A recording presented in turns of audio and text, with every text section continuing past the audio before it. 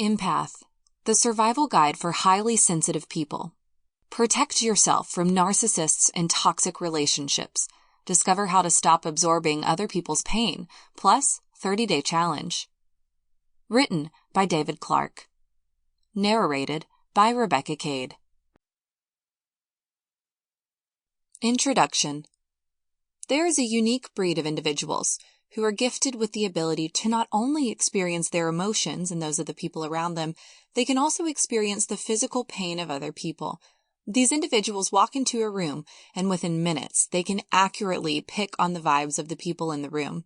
This may sound like a cool superpower that belongs on the set of X-Men, but in reality, it is something that can be very difficult to deal with. Not many people are emotionally and mentally equipped to manage these gifts. You may identify such persons as people who are overly sensitive. Psychology experts profile them as empaths, and their story is not always one of those happily ever after types. For the longest time, emotions have been frowned on as a weakness, and displaying them was described as a feminine trait at best. In worst-case scenarios, people who showed their emotions one too many times were regarded as persons who have no control over how they feel.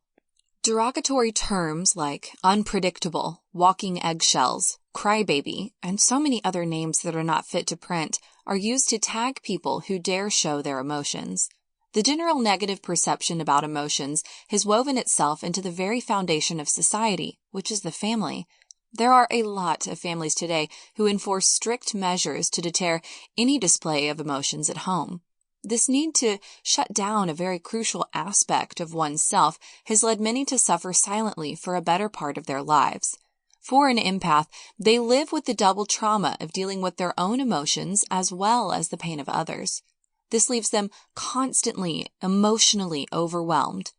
If you picked up this book, chances are you are an empath, or you know an empath who struggles with their emotional burden. But what if I told you that those very emotions that you feel cripple you and your ability to thrive could be channeled into making you a better version of yourself, and in so doing, you can enrich your life? Sounds too good to be true, right? Well, there is one truth that many of us have heard, but don't really believe because they've been dumped in the same category as those ineffective life cliches people dish out. Your emotions are anything but weak. In fact, it is described as one of the most powerful forces possessed by humans, and before we go any further in this book, I can tell you that shutting down your emotions is not going to do you any good. The only way forward is to embrace those feelings by choosing to accept your abilities as an empath. Being an empath goes beyond understanding your emotions. As an empath, you embrace the emotions of others. The wealth of understanding you acquire in this process gifts you with a unique perspective of the world and the people that you encounter daily.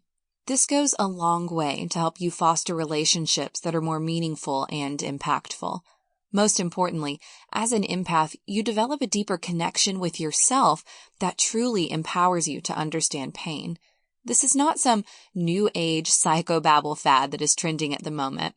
This is you taking back the power from people who have tagged the way you truly feel as weak and evolving into the real you that you are meant to be.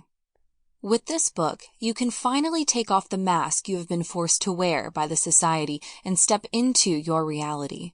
As an empath who had to navigate the process of my becoming without a guide, I know how difficult to make sense of how to feel. I spent lots of hours daily scouring through the internet for information on these rainbows of emotion that I go through every day.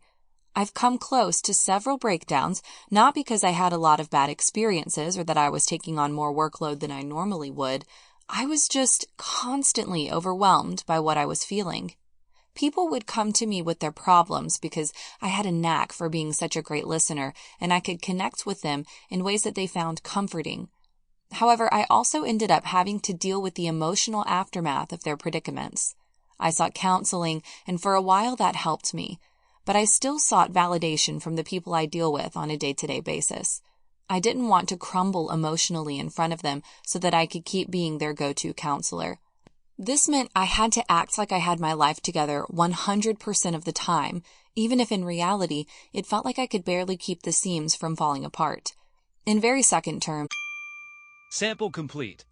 Ready to continue?